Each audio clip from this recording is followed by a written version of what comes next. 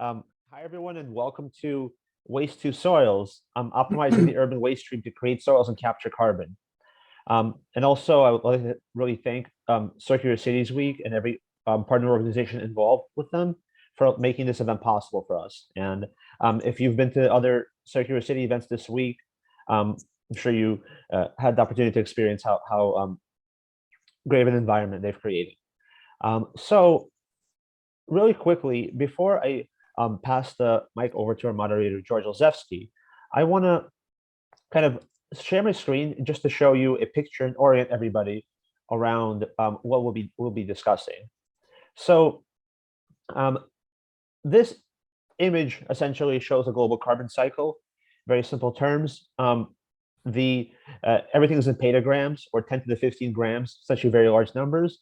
The words in blue are pulls, and the lines in red are fluxes. So how much petagrams of carbon goes in and out per year. And what I really want to bring your attention to is that if you look at how much carbon is in the atmosphere, 750 petagrams, plants 560, you'll notice that both the atmosphere and the plants have, and all terrestrial plants on Earth have less carbon combined than what is found in soil. So that's when we talk about the importance of urban soils and creating new soils, we want to add carbon back to soil so that we can increase this number and decrease this number, that is the atmosphere. And we have an incredible resource to do this, which is the urban waste stream, specifically materials that are derived from construction and demolition. So our presenters today will talk about all those things in depth, and they're consummate experts in their field, and I think you'll get to really appreciate the opportunity that the urban waste stream holds. So I'm going to pass the microphone over to George. Thanks, everyone. Thanks, Igor. Say good afternoon. Welcome, everyone, to Circular Cities. My name is George Olszewski. I'm Field and Education Coordinator and Lab Manager at Urban Soils Institute. And the Urban Soils Institute, just to say a little bit on our behalf, exists to advance the scientific understanding of urban soils and to promote their sustainable use for all life, for the health and for all life. I just read that off our website. I have to memorize it sometimes. But there's a lot of great stuff you can get from us. We are all about soils, and we're going to talk, our speakers today are going to talk all about soils. So today, as you all know, the title is Waste2Soils, so it has to do with waste and the urban waste stream. And we got some amazing speakers lined up here today, and they're all going to discuss different, I think, aspects of the urban waste stream and how that revolve around the interface of soil. And so it's going to be really exciting to get all sorts of great information. You're going to hear lots of numbers and statistics that are probably going to be surprising to you. If you my picture in the background of me is of Newtown Creek. It's a recycling plant behind Newtown Creek. It's I was there just this last summer. We're doing a microbiome research project, and we were taking samples along the creek, and just across the way we have this massive amount of construction and recycling material. So Dan and Paul are going to talk about that to great extent today. So yeah, we got our speakers are going to run the full gamut. I mean, as Dan Walsh and Paul Mankiewicz are going to be getting into urban metabolism, sustainable networked urban metabolism, and part of the focus is on carbons. But I will quote Paul, who we speak every week at our meetings, and I will quote. I'm going to quote something Paul said that was a quote of something that he said Dan said, and that is that carbon capture is not the real metric we should be following. We should be following, and I'm just paraphrasing here, but the biogeochemical cycling, the interface, which is soils and the sediments and the microbes, and we're going to get into all that today. And I agree with that wholeheartedly. That's one of the things I'm always talking about. So at the end of the day, it's all really about conservation of our natural resources, and we have to look through the lens of the waste stream.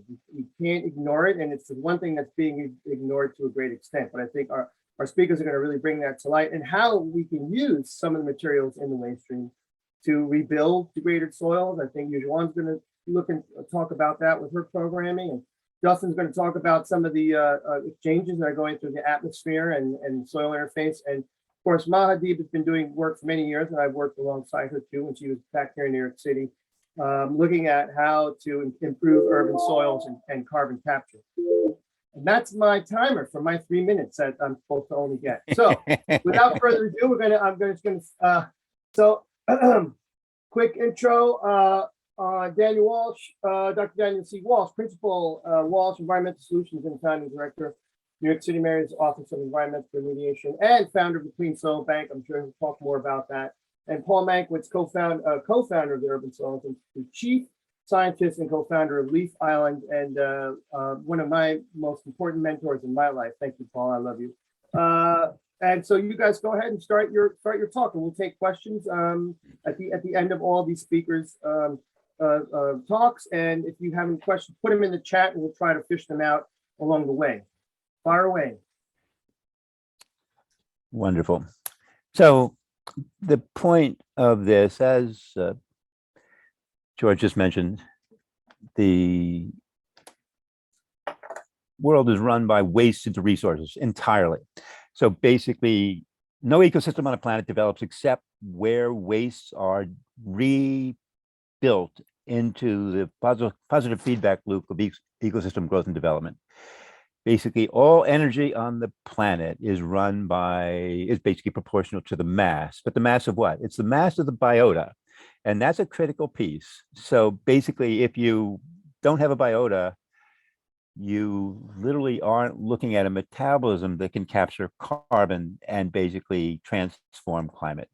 So the second slide here, starting with Deeb-Collet, who was an originator of soil. He said basically it's a natural body having its own genesis. USDA basically has this wrong. They talk about mineral and organic fractions. The soil is one body, as are you and I. Basically, the bones are not a separate piece. Happens to be that women have much more mineralized hair than males. Are they therefore less? You see the point. Basically, we are an absolute integration, an embodiment. So this is the scale. Every last soil flake is covered with a microbial film looking like this. That's the printed circuitry of biogeochemistry, a self-organizing matrix.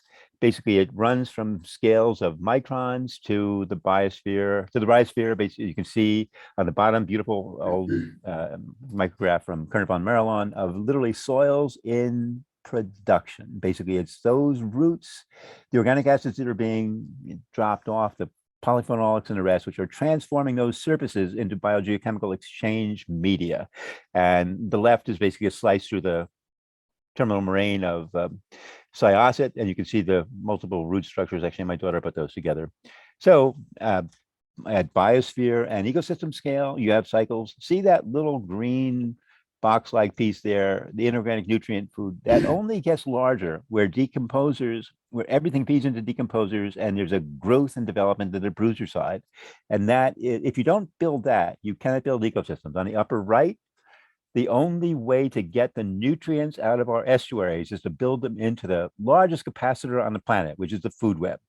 And right now, it literally, you can see the nutrients in the Hudson River going a third of the way to Bermuda. Basically, they are not being turned into oysters, mussels, clams, and every striped bass is 44% salt marsh. And what do we need to build? Something like that, salt marshes. So basically, here's the story is very simple. We spend 3,000 megawatts to cool the city. When the city was Manhattan, basically life on the 300 square miles did that same work for 130 megawatts, capturing at the same time 2.4 tons of carbon dioxide per day, versus for the 3,000 megawatts, 1,500 tons of carbon dioxide expand. You either waste 1,500 or you capture 2.4. And basically, so you could literally cover the city with, and you can see on our website, actually, Leaf Island, something like this. Leaves transform temperature, they drop it below ambient. That's their work. It never gets to ambient temperature, basically underneath leaves supplied with water at a certain scale. The same thing happens in the water, because we spend 2,600 megawatts to basically purify the water. And that's great. We have 14 pretty decently run wastewater treatment plants. However, something like 15 acres of the marsh muscle density you see at the bottom right would do that same work at 1/20,000th of the energy, but capturing tons of carbon, but also building exactly that food web I showed you a moment ago. The matrix we have to do this, the only one scaled to actually rebuild these ecosystems to basically improve environmental quality, is the waste stream. And that's what Dan will describe now.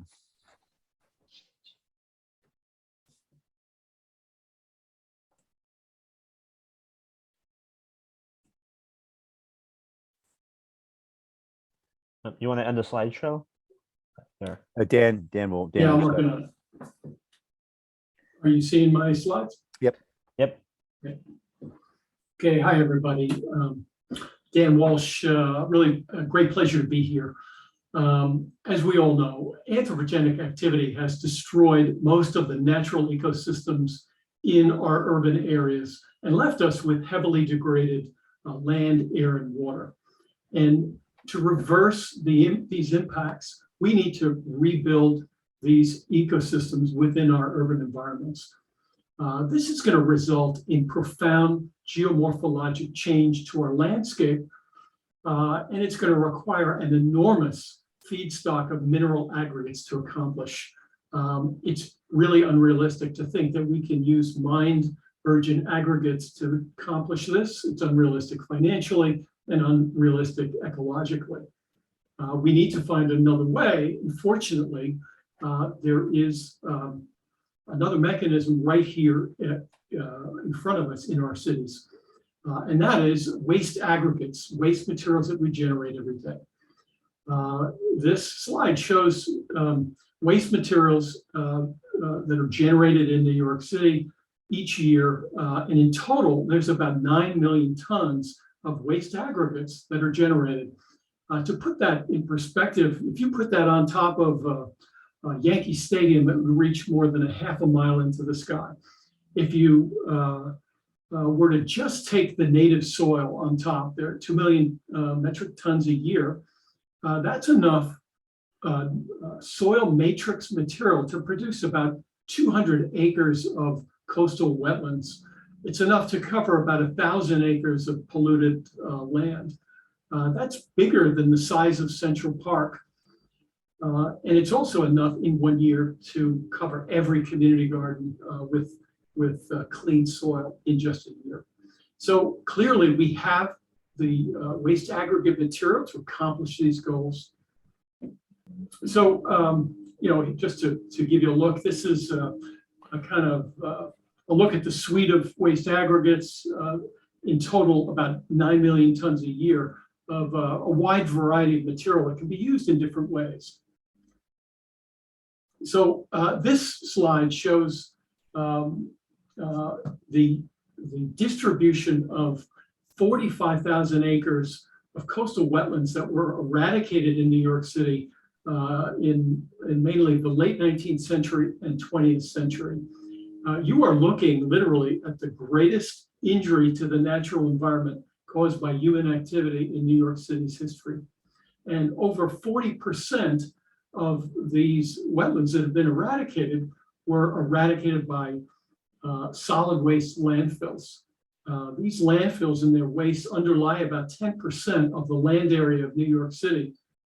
And they constitute the largest source of terrestrial anthropogenic pollution in New York City in its history as well.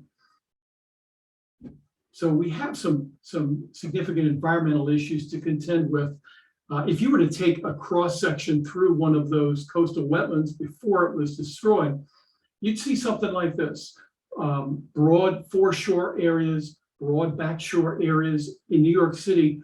We had coastal wetlands that extended from the shoreline more than 2 miles inland. Nothing short of an enormous biological reactor.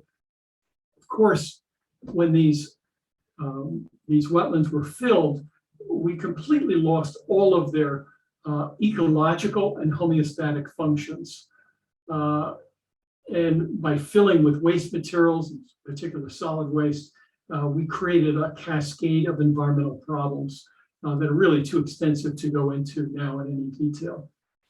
Fortunately, there is a solution to this problem, and that is the use of clean waste aggregates that are available to us and that are generated within urban areas.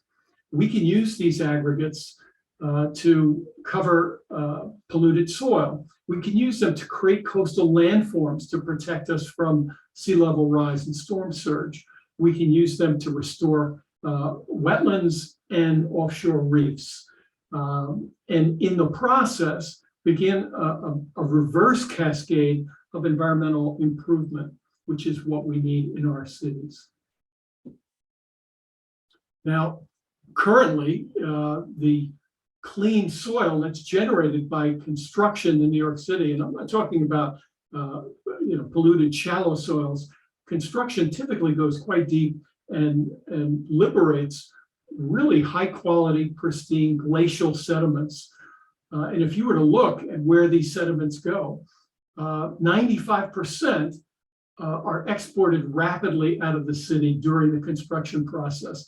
And this map in purple, you see New York City. It shows that these materials are exported literally all over the metropolitan region.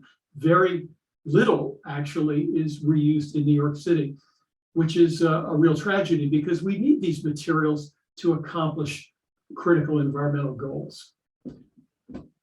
Administratively, there are ways to do this, and that is through urban materials exchanges. Programs where materials that are generated at one site can be reused at other sites within the same city, within the same time frame. The diagram on the left shows New York City and the performance of an urban material exchange for clean soil. It's called the New York City Clean Soil Bank. It was established in 2013, and this shows the performance over the first 3 years.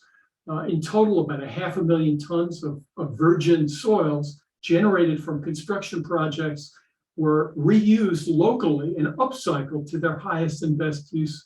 And what those lines show is the point of generation and the point of reuse.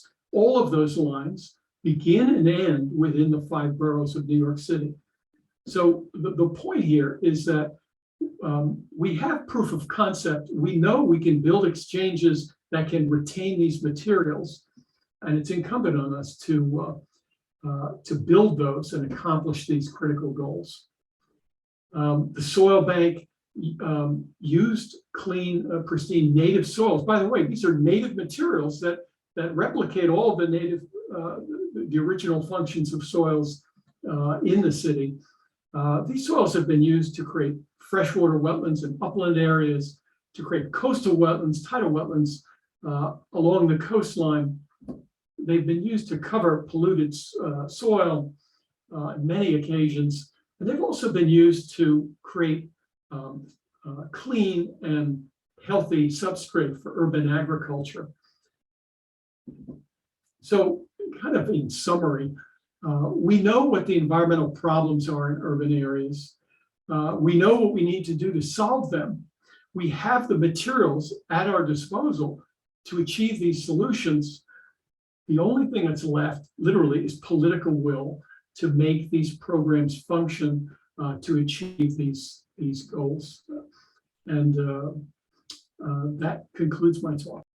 Thank you, Dan and Paul, for that. Lots of questions I have on that. I'm sure other folks will have that too. All right, so we're going to move along with our next speaker, Dr. Maha Deeb-Collet, lecturer at Laboratoire Interdisciplinaire des Environnements. I can't pronounce that, my French. I haven't taken it at the University of Lorraine.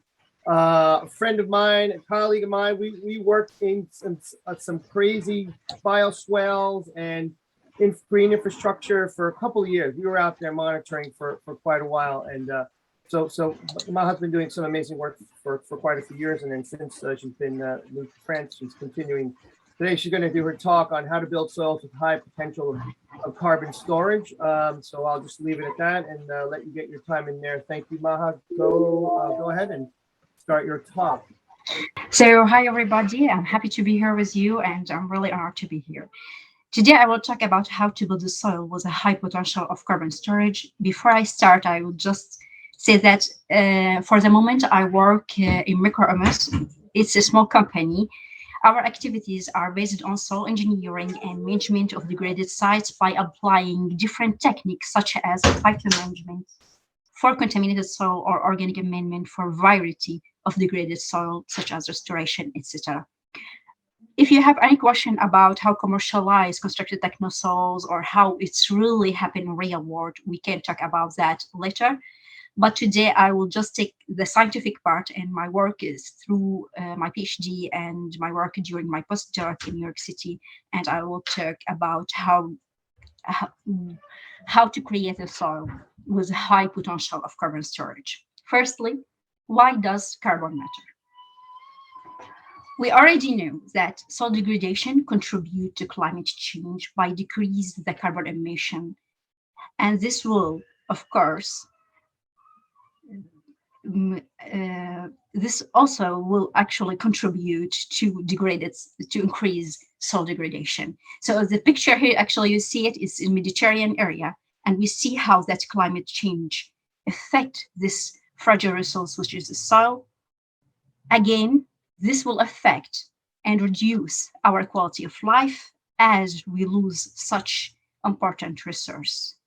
If we want to break this loop, we already know, before I talk about how we break this, this is good news, we can break, of course, this loop, but we already predict as scientific work, we will lose around 55 trillion of carbon dioxide in 2050, which if we want to reduce this number and stop our bad management, we need firstly to stop talking about using agriculture soils to develop a green spaces in urban area.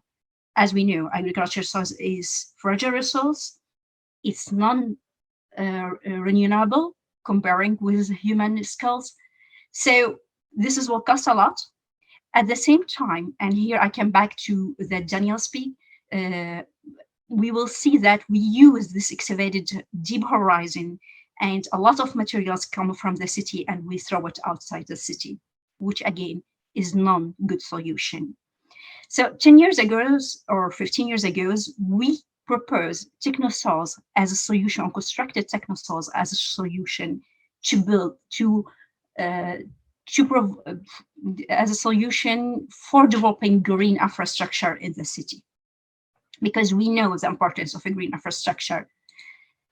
Firstly, what is constructed technosol? Constructed technosol is in general combination of materials. These materials should be local, available in the city, such as organic amendment or organic waste and excavated deep horizon, or sometimes we can use a brick or another mineral materials. We know that recycled materials will be effective.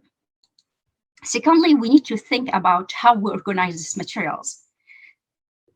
And this is highly important when we talk about constructed technosol, because in some cases, like for example, for street trees, you see here, engineering soil improved to be more functional, even more than natural soils.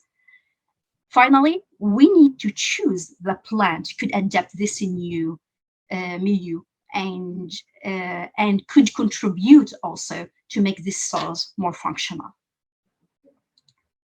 So what do we know about constructed technosol? We already know that constructed technosol are functional. And here you see actually part of my work when in my PhD, part of my work in New York City. You see here, for example, 2 bioswales already built by the New York department, and we already published an article to prove that these soils are functional. They are functionals, and they have an important role of purification waters. Also, it makes sense to use constructed soils when we talk about a green roof, especially there's no way we will have soils in the roofs. And when we talk about raised bed, it's of course it's more evident for urban farming. It's more interesting to use, again, constructed soils. Here we also, in France, this both experience, they are in France, we use constructed technosols as a solution for degraded land. This degradation could be due to contamination or could be, for example, for other reasons such as water limited, etc. So what do we know about constructed technosol here? What we know about the carbon balance? We know already that when we use, actually, when we avoid removal of topsoil of the city, we will increase carbon in the soil. We know also when we transport topsoil, we will increase carbon or we will limit carbon emission. So we already contribute positively to the carbon balance. We know also that transport will cost us a lot of carbon. We know adding organic materials to the soil will increase carbon. However, this carbon balance could improve more because we like to exaggerate, actually. So the question now, why carbon already important in constructed technosol? Carbon storage and sequestration are recognized to be climate change mitigation strategy. Soil organic carbon contribute to soil chemical, physical, and biological fertility. And many soil functions are related to the organic carbon content, such as biomass production, biodiversity, water buffering, biochemical cycle, physical stability. Thus, constructed technosol with a high potential of organic carbon storage could help go beyond usual optimal operating state of a new soil, unleashing all their purifying and regulation potential against the effect of climate change and to achieve optimal emission. Our decision is highly important when we create the soils. So actually, if we make any mistakes when we build the soils, when we build our soils, this mistake will cost us a lot. We know when we add organic materials to the soil, we will lose a lot of organic materials by mineralization. So we need to study how we input and how will be the output when we create a soil. Here you will see, for example, the mineralization of natural process of carbon dioxide, but we know that this natural process are accelerated in urban area. That because the temperature already higher in urban area, and that because we have higher human effect and anthropogenic effect on urban area. So in general, urban environment tend to provide less carbon sequestration than what's emitted by anthropogenic activities in the city. The balance could be achieved by multiplying green infrastructure coverage within urban area. It's also important to note that different types of carbon exist in urban soil, including organic carbon, anorganic carbon, black carbon, and exonobutyric carbon, all being part of the long-term carbon stored. From this point, green infrastructure constructed soil need to be designed to store more organic carbon than natural soil and to have higher ability to decompose exogenic carbon. Here I talk about, for example, carbon come from our anthropogenic activities such as total petroleum carbon or microplastic, etc. So to increase, we need to think in every detail. We will start by thinking about material choice.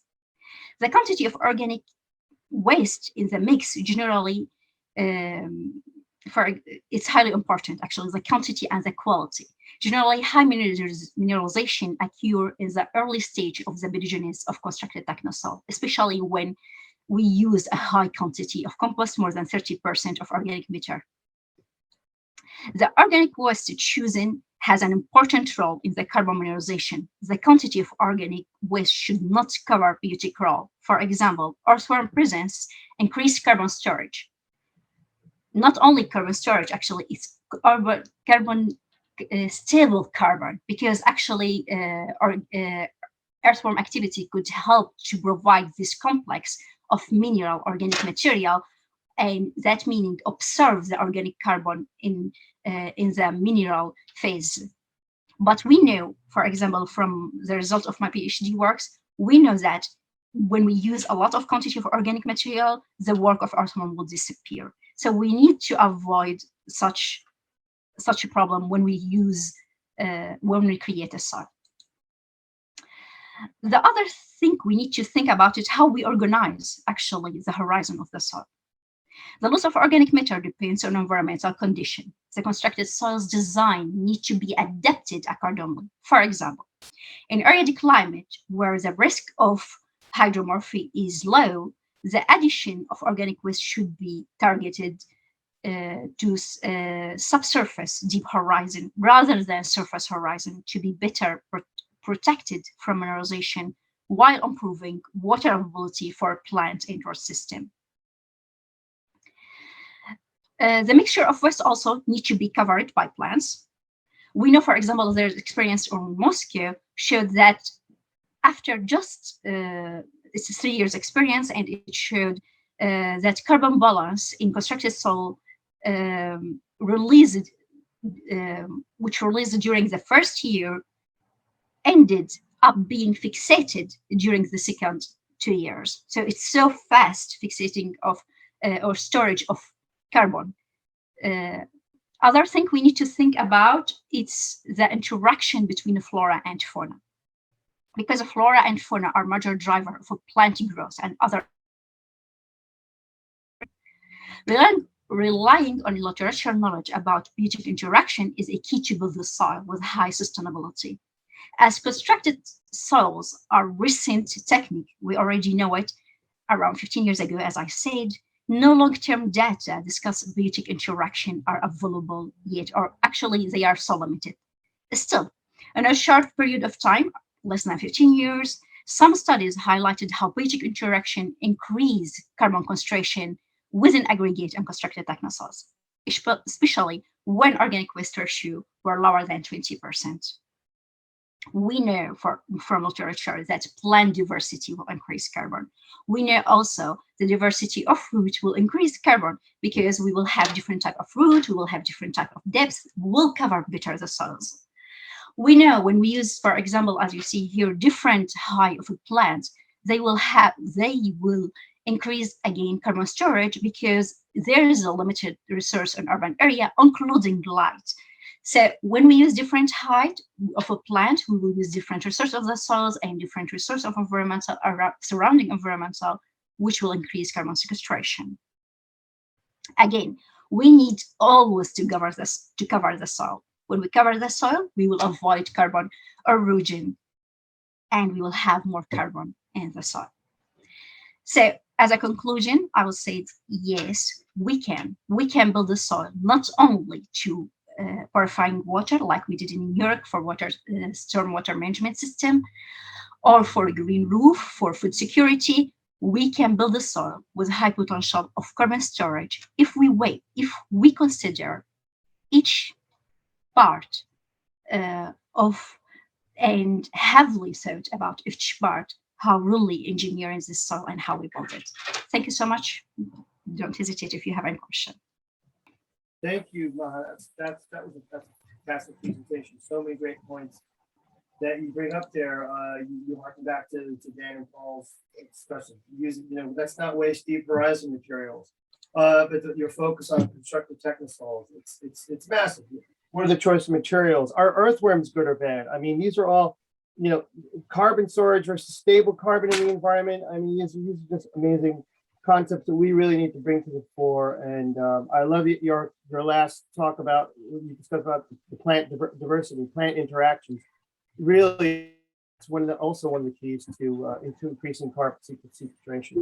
So lots of great questions we can pull out there for Maha. Please put them in the chat if you think of them, and we'll get to them later. So thank you for that excellent talk, Maha. I got loads of questions, but we can talk anytime. We'll talk. So we'll move on to our next speaker. You guys are doing great, keeping the time so we can get to questions. You can bring up your slides later because there's some amazing slides that you guys all have put out there. So I'm going to go to our next speaker. It's Dr. Yujuan Chen, Associate Professor, Department of Agriculture and Environmental Sciences at College of Agriculture in Tennessee State University.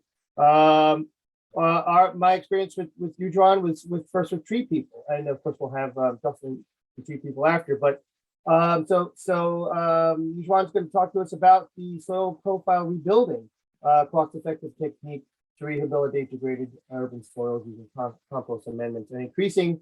Once again, one of the themes here today is carbon sequestration. So go ahead, Yujuan, go ahead and start your talk. And thank you. Thank you for the introduction, Jot. Can you hear me while I see my screen well? Yes. Excellent. Good afternoon, or good evening, or good morning, everyone. I guess depending on where you are. I heard we have several international audience here too, so good to see you all. So today we are going to talk about rebuilding soil for circular cities. And as many of our colleagues already shared, soil is really important, especially in the city, because they are the foundation of life. They are the broad infrastructure for the city. They are just as important as other great infrastructure. So here are just some facts. Globally, about 95% of our food comes from soil, and soil stores more carbon than atmosphere and terrestrial vegetation combined. And also they store and filter water and can improve food security and increase our resilience to floods and drought. And soil hosts about 1/4 of our planet biodiversity. For example, 1 teaspoon of healthy soil can have up to 1 billion bacteria. So today I'm going to share 2 case studies. As George already mentioned, I'm going to share a little bit more about soil profile rebuilding, which is a technique we developed at Virginia Tech to address compacted urban soil. This is just one example and to show how can we turn waste into good. In this case, there are soil carbon and also tree canopy and stormwater mitigation. And the second case study, I'm going to briefly introduce Healthy Soil for Healthy Community, which is a community-based initiative that we started in LA. The goal is to how can we create, an initiative that is community-driven and for soil stewardship. So let's look at the soil profile rebuilding first. And this is a project funded by Tree Fund and aggregates. And during urbanization and their typical urban land development practices, and including, for example, vegetation removal, topsoil removal, compaction, construction, and many other things. So after all the building activities, so what happened to our soil? And this is just one example. This is a construction site back to Virginia Tech. And as you can see, we got a very thin topsoil and the subsoil is very compacted. So you might ask, like, how do you know the subsoil is compacted? Because when it rains and you can get a little pond like this, because the subsoil is so compacted and water couldn't infiltrate really well. That's why you see the little pond here. So given the site like this, when you plant trees, they're going to have a very hard time to survive and to provide all the benefits you need. So we have developed this soil profile rebuilding, which is a practical management technique to rehabilitate compacted urban soil on site. So this is a specification for both practitioners and also policymakers. So the procedure includes subsoiling, compost amendment, topsoil replacement, and the tree planting. So the photos you see here, just to show on the left, this is to lay out about 10 centimeter on compost. And then you do subsoiling and to make sure the compost is incorporated up to 60 centimeter. So this is a long-term study that we did. We started at the research farm at Virginia Tech. We manipulated the soil to replicate 3 different types of soil during and post-urbanization. One is pre-developed and disturbed soil. In this case, it was used by agriculture.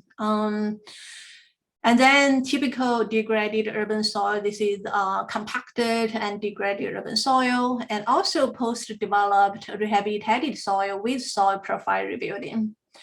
So we did extensive both field measurement and also lab analysis. And what we found is from pre-developed and disturbed soil to the typical developed degraded soil, and we have decreased tree growth, and also we have carbon loss as well. And it also decreased soil permeability.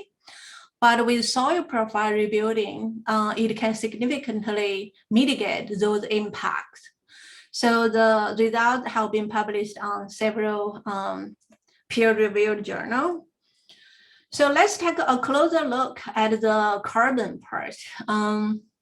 So we did a soil carbon measurement, not just the total carbon, and also we divided the carbon into 3 carbon pool after 4 years.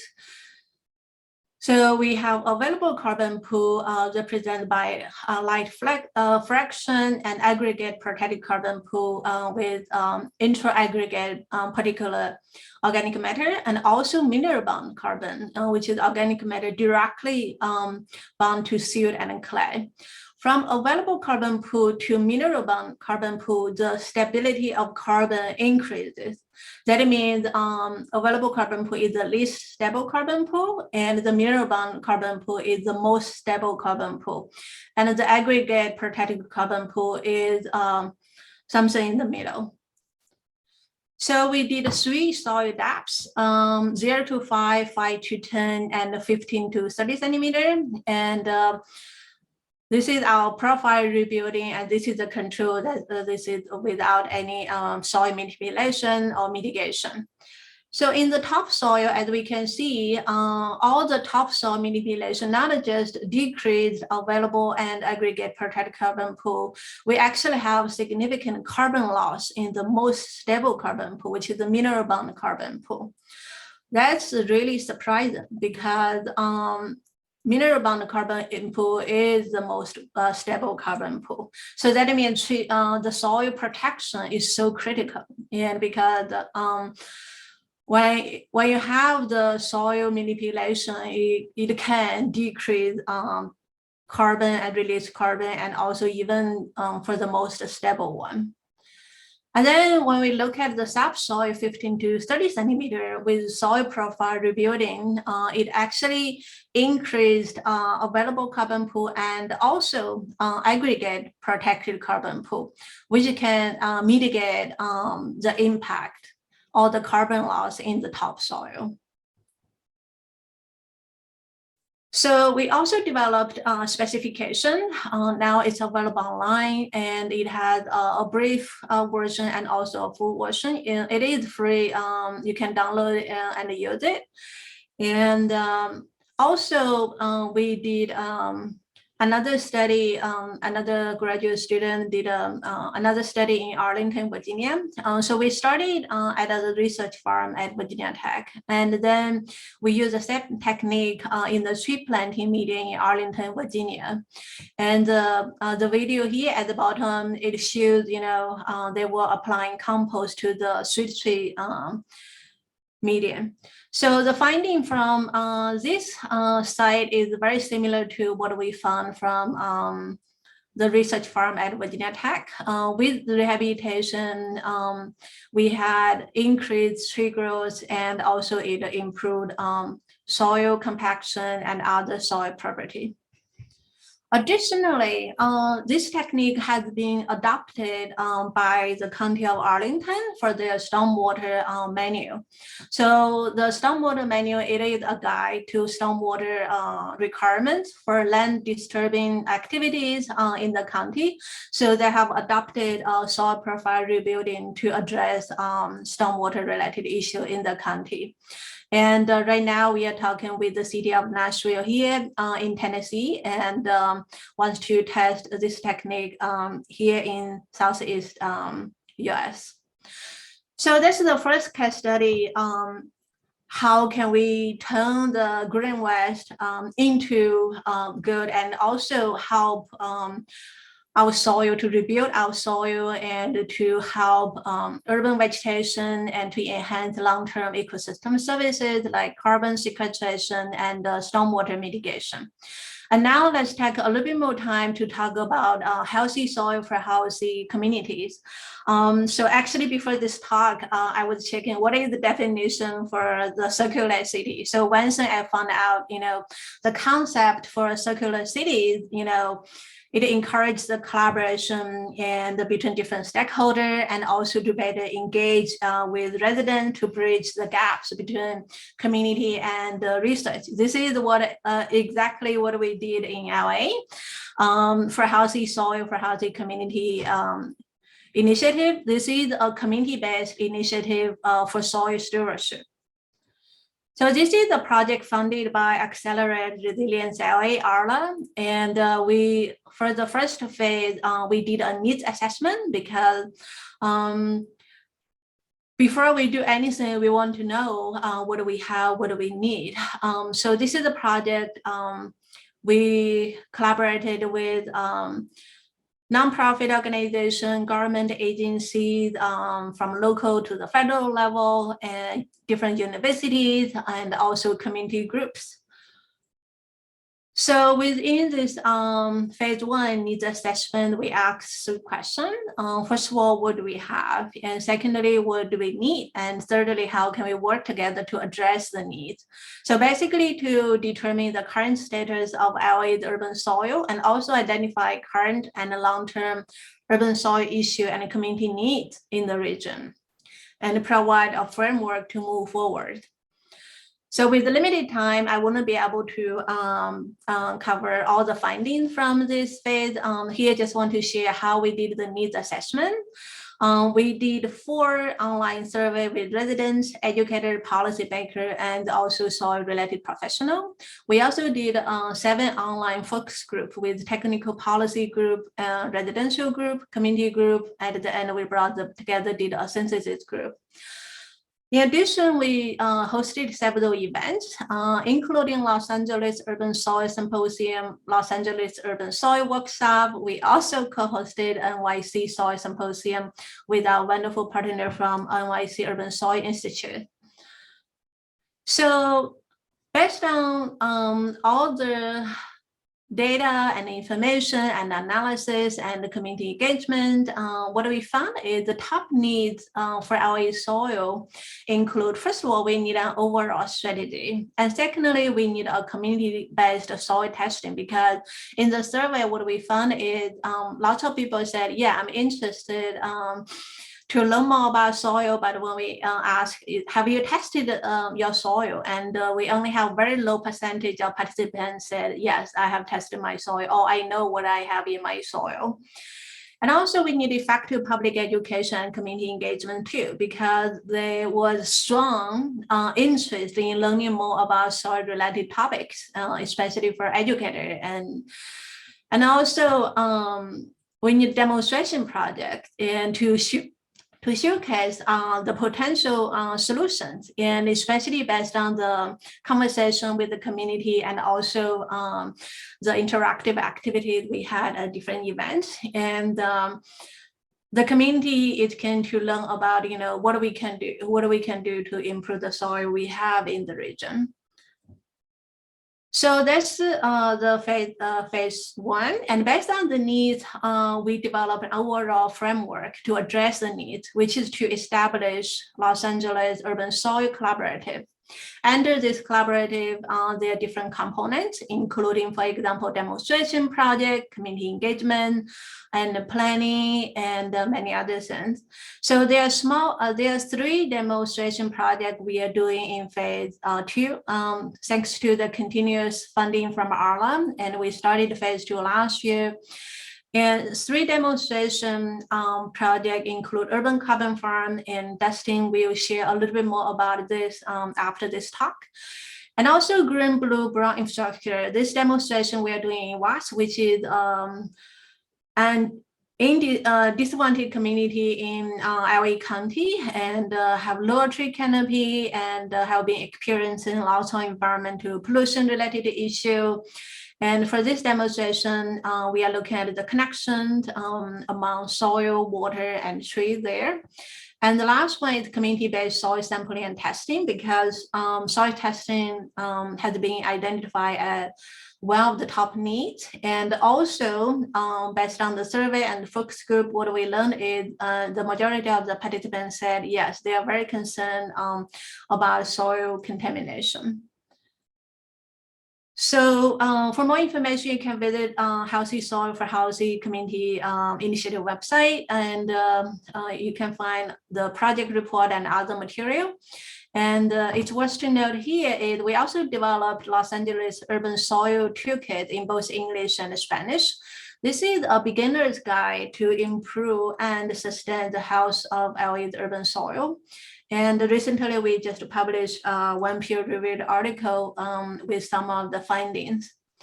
So in summary, soil are broad infrastructure in the city, and they can provide lots of benefits. At the same time,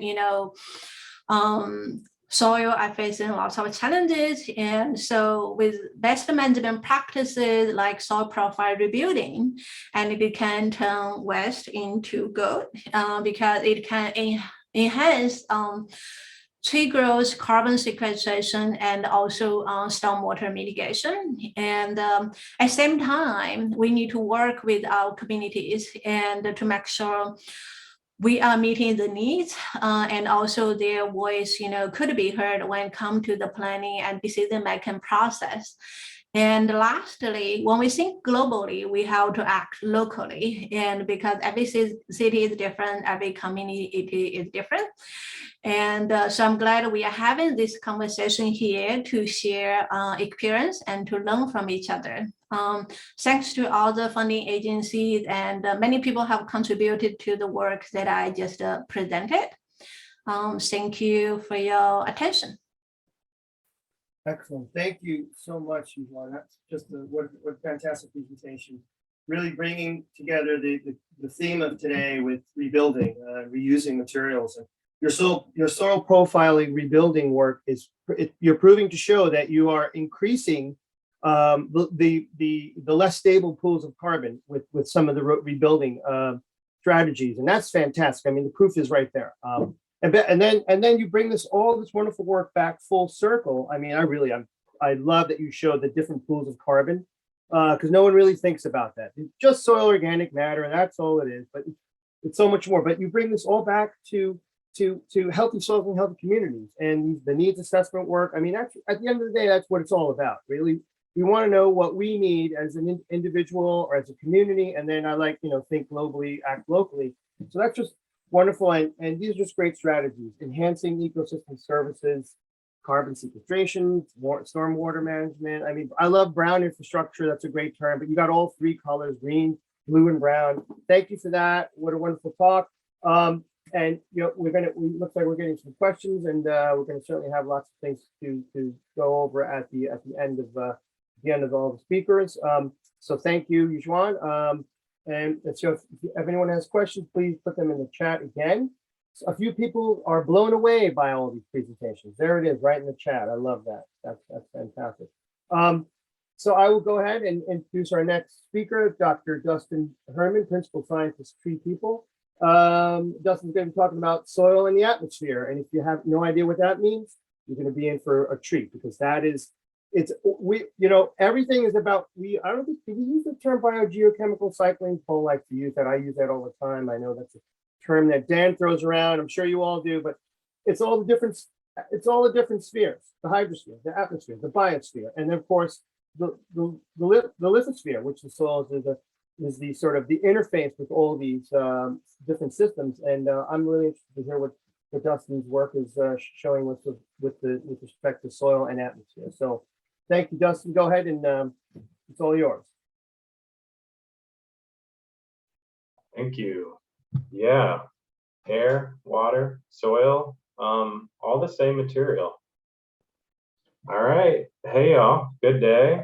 And Feliz Cinco de Mayo from Southern California. I'm glad to be here. I'm glad Yujuan set up some of these things to help walk through. But yeah, there's lots of solutions just under our feet in our cities. And I'm glad we're exploring all that together and pushing for what we can do. So if you know ethnographer Sharon Strauss, she might call what we've been building in North America for the last century the wasted want city. We have introduced the personal automobile and built our empires around it, wasting lots of space, creating a lot of impervious surface that is affecting our urban ecosystem, and then producing a lot of pollution that comes out of it, right? Very wasteful system. We've created sanitary systems that involve taking all of our wasted materials and moving them out of the city and largely into landfills. And then finally, we've neglected our natural resources. We've confined them to constrained spaces around our built areas. And then from there, we even neglect those small spaces further without a lot for the soil systems and the ecosystems that could thrive there under better care. And so I always like to start here. We have created a century of kind of a wasteful city, and it's a source of optimism for me because there's a lot of upside potential for here to change things because we do have a pretty inefficient system currently in place. And so that's the urban system, and it's contributing to this global situation that is becoming worse.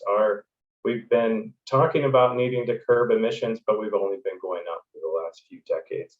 And when I talk today about any kind of sequestration in the earth and soils and vegetation, that is separate from the need. That is not to deal with carbon emissions. That is in addition to. We need to both remove carbon emissions, get rid of them, and then further draw down what's already in the atmosphere. And that's where the role of carbon sequestration in our soils and in our plants can be meaningful, right? This is a both need to happen. But once we put these two things together, how we've built our cities to have a lot of pavement and not a lot of vegetation, and then as well as climate change, what happens is we get cities that are heating up at twice the rate of non-urban areas, right? Cities are like little amplifiers with all that pavement and the lack of that natural cooling that occurs through our ecosystems. And so here in Los Angeles, where TreePeople is based, Southern California, we're going to have extreme heat days that are going to be anywhere from 2 to 6 times what they've been recently into the future. And just to give you a flavor, last summer, we hit 121 degrees Fahrenheit in LA, 121. That is hot. That is deadly hot, right? And so there's huge need, huge danger existing right now that we got to change these systems that are driving. And so when we talk about carbon emissions and we talk about the circular city, of course, carbon dioxide, CO2 is kind of the big carbon emissions out there, but we also have to talk about methane. Even though methane by, total carbon is much smaller, methane in the atmosphere, CH4, is a much larger climate forcer. So when we look at the big two driving our warming, our global warming, it's carbon dioxide, and then right behind that, driving about half as much of the warming is methane. So we have to deal with both of these things. And so methane, talking about cities and how do cities inform methane, like landfills are a major source of methane. So when organic materials break down in soils in the presence of oxygen, you create CO2, carbon dioxide, right? That's the large gas that will come off from that breakdown. In the absence of that oxygen, right, buried in a landfill, the gas that comes from that breakdown, or a much larger portion of the gas that comes off that, is methane, that CH4, that is that big part. So landfills become a big source of methane from the breakdown of organic materials in those. So in California in 2018, we landfilled 13 million tons of the organic waste stream. That's a lot. California says, hey, that's a big part of our contribution to climate change. How can we change that? So we currently have California State Bill 1383. And so by 2025, that number has a hard cap. We can only put 5.7 million tons. So we've got to get from 13 to 5.7. That's a lot of organic material to do something with, right? So not only is it getting out of landfills, good, less methane in the decades to come, but also now a waste stream of the organic materials that gets reallocated somehow, right? So, of course, as we're landfilling all our organic materials, we've also experienced that degradation of soils, right?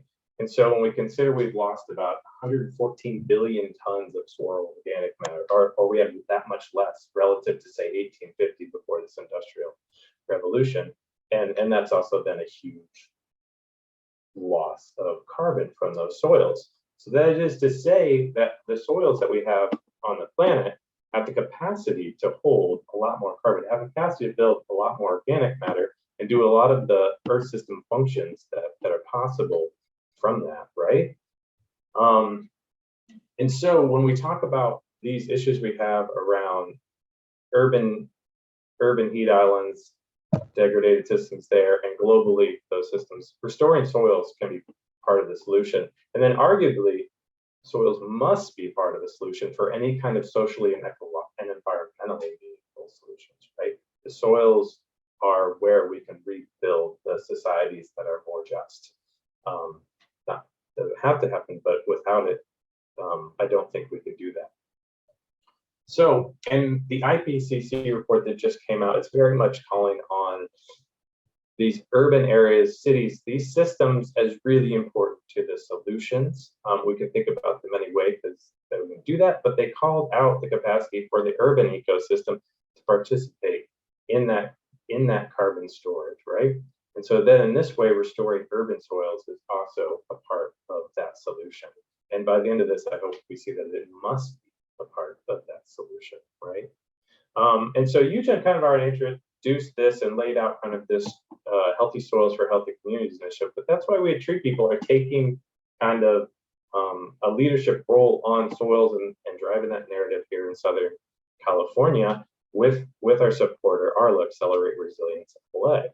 And so right now we're kind of in this kind of phase 2 of our initiative, and we're thinking about the practices that create this, right? I'll talk about some very straightforward things, getting more carbon in the soils and how that does that. But as Yujuan laid out, there's a lot of practices that can go into to doing that. And so it'll be simple here, but know that there's a lot of things that go behind it. But that is to say that the soils that are beneath our feet in cities is a critical resources for realizing the potential of nature-based solutions in cities, right? And then thus to do that requires some intentional management efforts at building towards those. We have to be taking that serious and managing intentionally. So here's the basic thing, this kind of atmosphere soil link, right? So as we do talk about, I said we have to reduce carbon emissions, but soils vegetation can also remove the carbon that's in the atmosphere that remains in the atmosphere even after we get rid of the emissions. So plants take up CO2, turn it into plant material, and that then gets deposited by a number of mechanisms into the soil.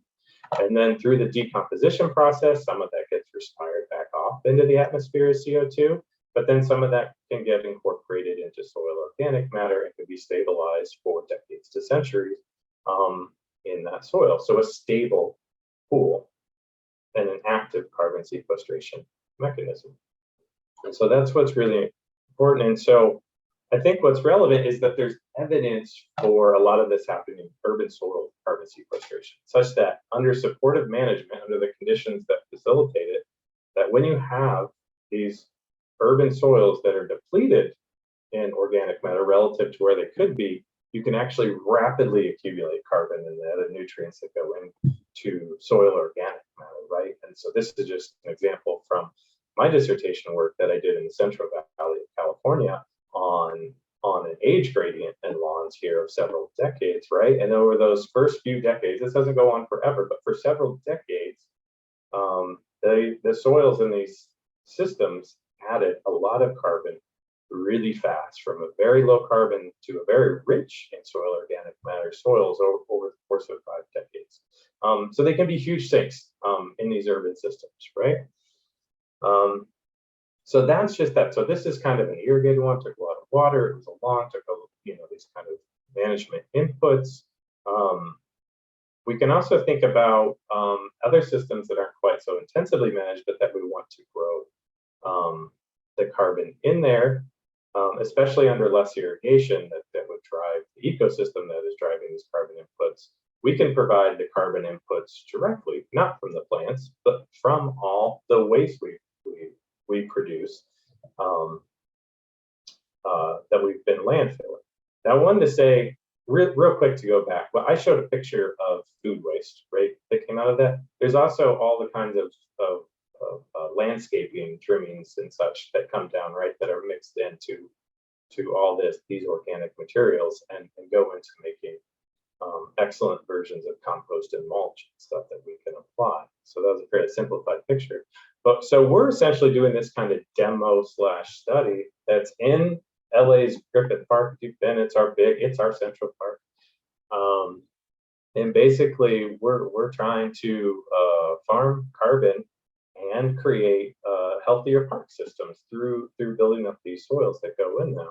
And so all we're doing is doing some surface supply compost, thin half-bench layer here to put down at a time, giving it time and seeing how we realize greater soil carbon, as well as the other benefits that might go along with that, such as increased water permeability and water holding capacity of the soil, and support for revegetation practices and building a bigger microbial community in the soil to do all that work.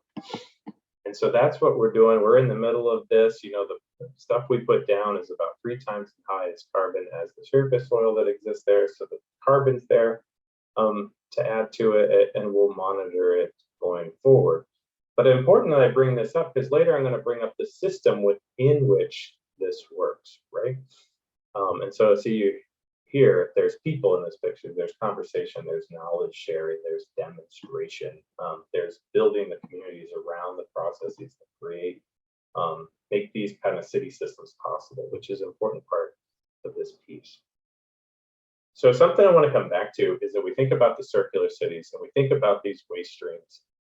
We're actually also then thinking about climate resilience within this, right? We have a lot of need to adapt to these changing climate situation, these extreme heat that we're dealing with, the water problems that we have.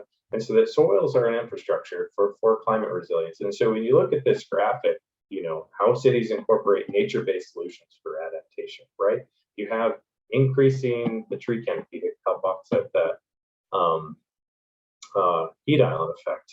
And of course, you want to do that better, you want to be more effective. Healthy soils are underlying that, right? The other piece is community gardens, so that you can grow food, build community, and have, you want to do all that. Healthy soils are underlying that, right? Greening rooftops and all the benefits of that. Of course, healthy engineering soils are underlying that. Putting in wetlands to absorb all that stormwater and prevent all that runoff. Of course, healthy organic soils are going to underlie that system.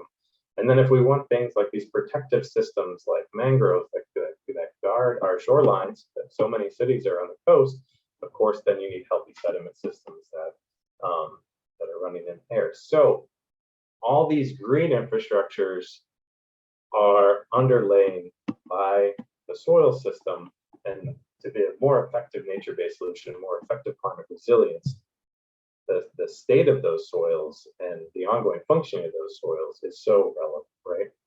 And so I want to close out by talking about 3 models of the system that we're talking about. The first one is kind of the status quo, waste and want, leading to climate risk. The second one, material loops for better global systems resilience. And then lastly, climate resilient circular cities through soil health. So I'll lay out these kind of 3 models that we want to look at. And it starts with, okay, we have an organic resource that is out there. Here I'm depicting an ag field where we get a lot of our produce that comes into the city, right? That is a resource that then is going to enter the urban system, right? And it's going to get used in the urban system to feed people in this case, right? And from there, once that's in the urban system, now we have to think about where does it go once we're done with it, right? And a lot of that organic waste that's coming out is being landfilled, right? And so once you do that, you've not only taken a resource out of the system, right? You've also then created a methane bomb over the next several decades. So this pathway, this systems model leads to greater climate vulnerability. You've lost a resource, and now you're elevating methane in the atmosphere, further driving the global climate change problem. Okay, so let's move on to the second system, because this one could be a viable model as well. And this is material loops for global systems resilience. So we start with this same setup. We got a resource, it's coming into our urban system. And now that waste is separated. We keep organic materials separate, and they go into industrial compost operations so that we can create this finished material that we can reapply, right? And finally,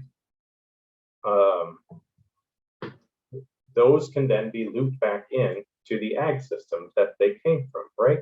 So this is going to create some indirect climate resilience, right? This is good. It's supporting the resilience of our food systems that are supporting us. And it's taking and removing this waste from the landfill that would be driving methane. And instead, it's going into building soils and maybe being respired as CO2 as opposed to methane, right? So this system could build indirect climate resilience, and that's great. It's a nice, better system than the one we just showed. But let's go into the last one. The last system is climate resilient circular cities through soil health, right? So you have this same thing. You set up with your resource that's in there. It goes into the urban system, creates the food we want to eat, and then we have the organic waste.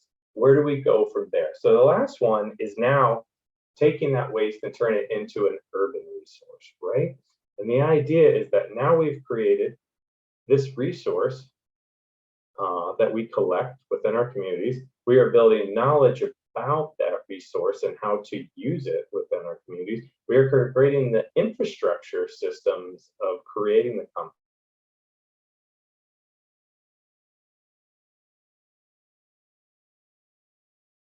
And nonprofits and businesses that build around this urban resource and its potential, right? And so we're then using that to build soils within the system that we're in. And so now we're taking that resource and turning it into better soils in the city, and all the community of people and practices that go into creating that and building that knowledge. And then the outcome, of course, is greater direct climate resilience, because you have social components, that community-driven knowledge and application that is then creating more effective nature-based solutions within the cities. So this is why this kind of using it as an urban resource to build our soils and to build the social ecological systems around it is a really effective way for us to go about building climate resilience. And with that, I'll be done. I want to say thank you, people. I'm here, principal scientist for TreePeople again. We've been doing this for 50 years, but on the ground making changes to communities and with communities around their urban ecosystems, and soils are such a vital part of that. And I want to thank kind of Arla for funding and providing some vision. I want to thank our other environmental nonprofit partners, LA Compost and Kiss the Ground, that are really instrumental in that urban carbon farm. And I want to thank Urban Soils Institute and Igor for organizing this and having me come and talk and share what we're doing thinking about a TreePeople. Thank you very much.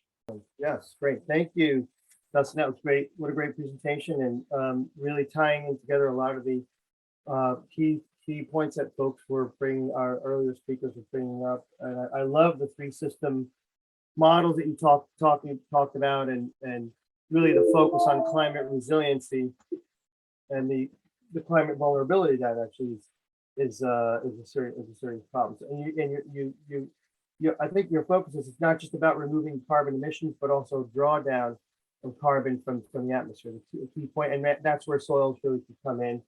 And you also, of course, are tying things into conversation and community building, because it's it's great to have the science, and this is all great science, but really if you can present it to the non-scientists or the citizen scientists, really that's where the work's going to get done.